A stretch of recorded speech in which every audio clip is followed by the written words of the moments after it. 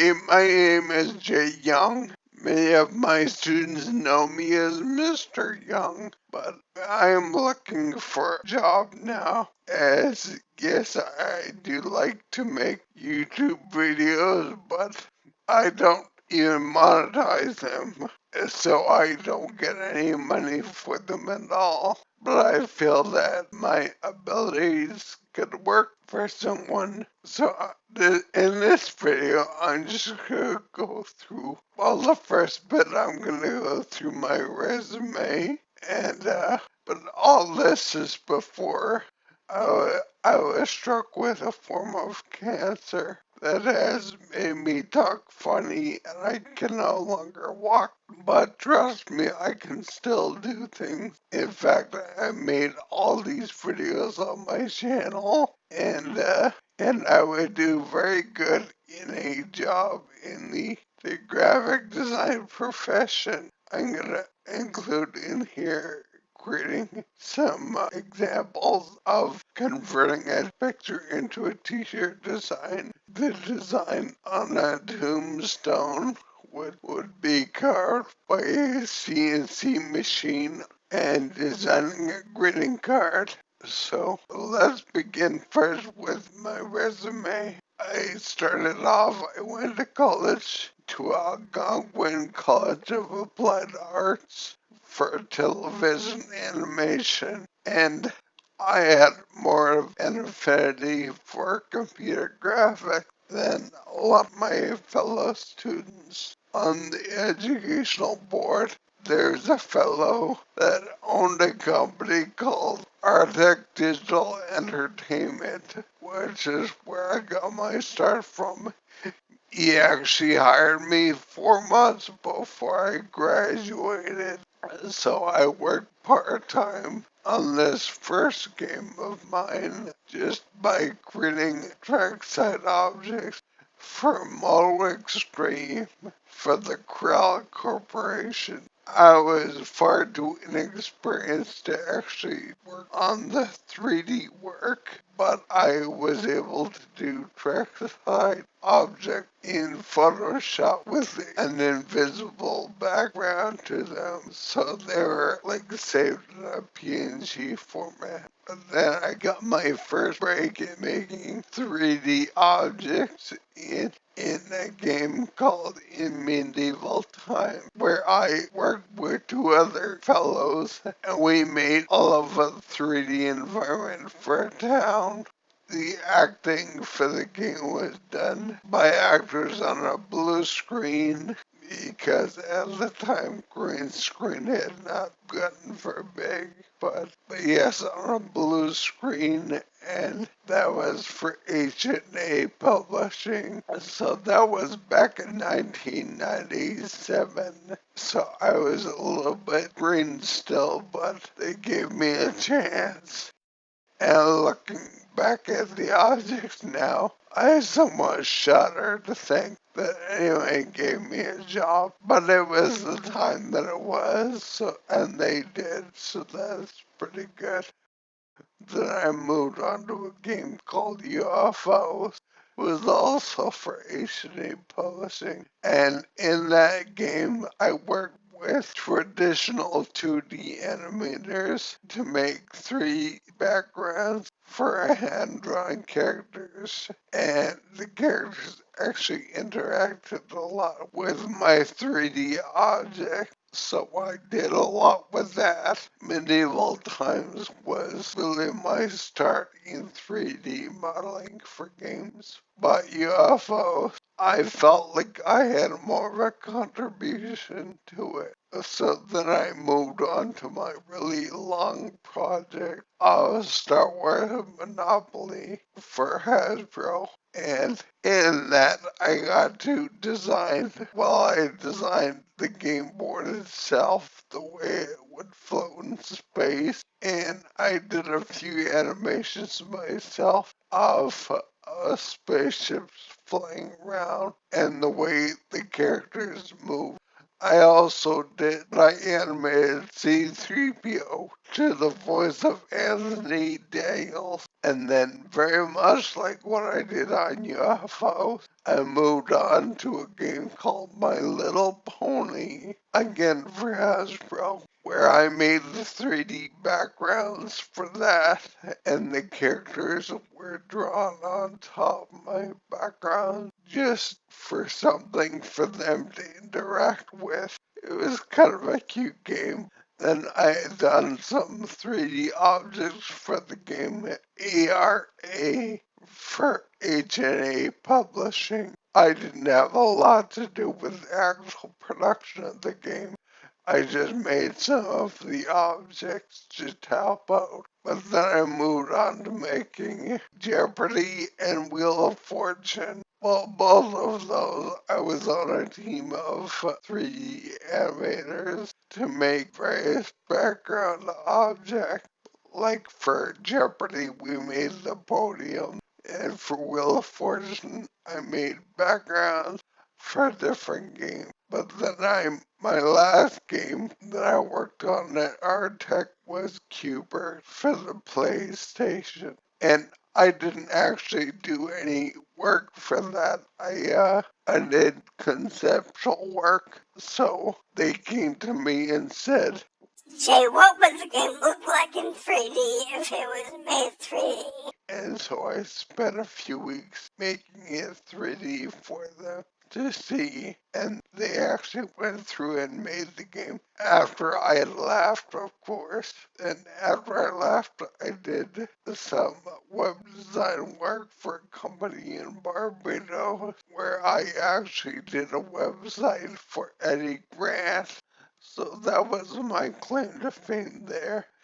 And then I impregnated my wife at the time and we had a daughter. And so I realized that I had to get a real job just making websites. Although that could be a very lucrative job if done properly. But I went to work at a company that was very small at the time and it was called Vicarious Visions, and they're now owned by Activision. They have, the last time I checked, was over 125 employees, but I was number 12 just when they were brand new. So I worked on the very first few games of theirs.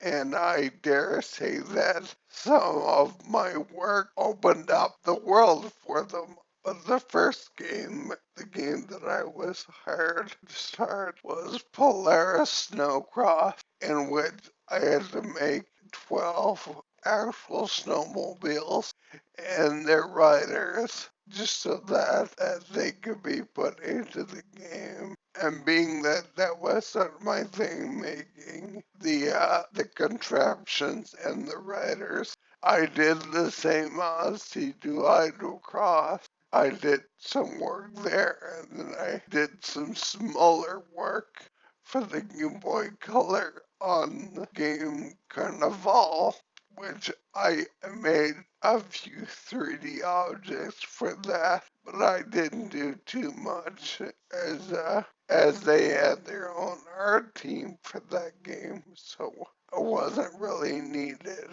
But then I designed 2 box covers for AMF Extreme Bowling and Pro Darts. And for the AMF bowling, I made the pins and the ball in 3D. But for the lane, I actually took a photograph of the office lunch table. So it looked like a bowling lane. So that was pretty good. And then for Pro Darts, I not only made the dartboard, but also the dart in front of it in 3D. And then I believe I also made the Pro Darts, the words above it in Corel Draw. But that was like the start of some working in vector stuff. But I didn't do that again for many years after.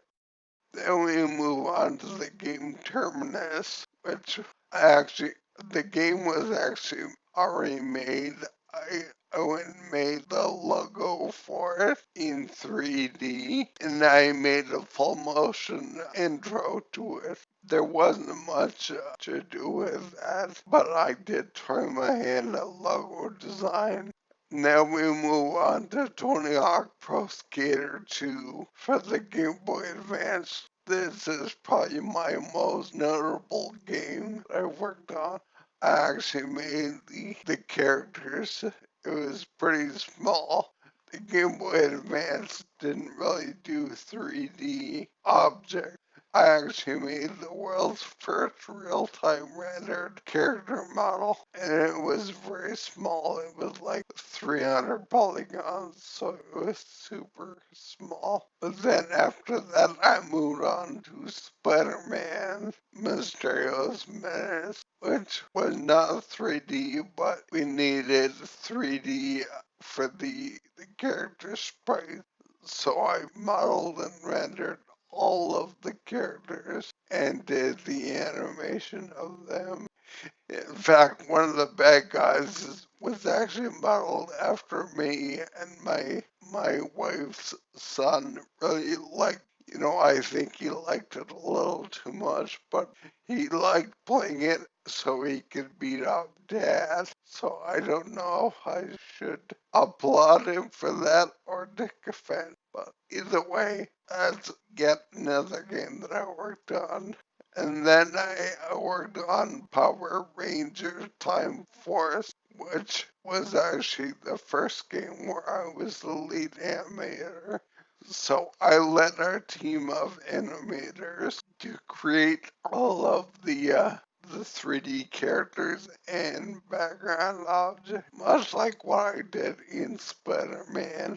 But it was another game, and so we wanted to make a game for THQ Publishing. Again, all of these games look really bad if you look at them nowadays, because that was released in 2001. So that's why it's not really a major part of my resume. I put it because it is part of my past and it makes me the kind of artist that I am.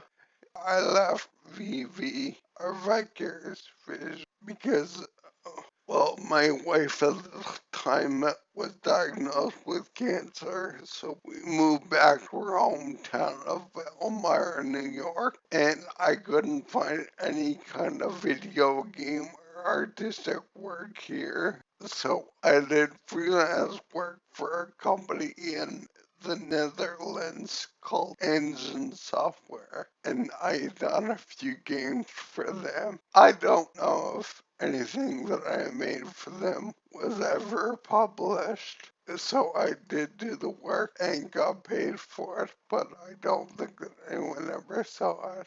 Then for a few years, I had a website that I was designing called Twin Tiers Menu. It was for around here in the Twin Tiers to have restaurants and pictures of their food. And it was pretty much an online menu of places around here and their addresses and phone numbers and just basically ways to contact here. I did a various number of odd jobs doing sales position stuff mainly. But after that, I moved on to GSD BOCES, where I am an assistant graphic design teacher. That is where a lot of my students know me from.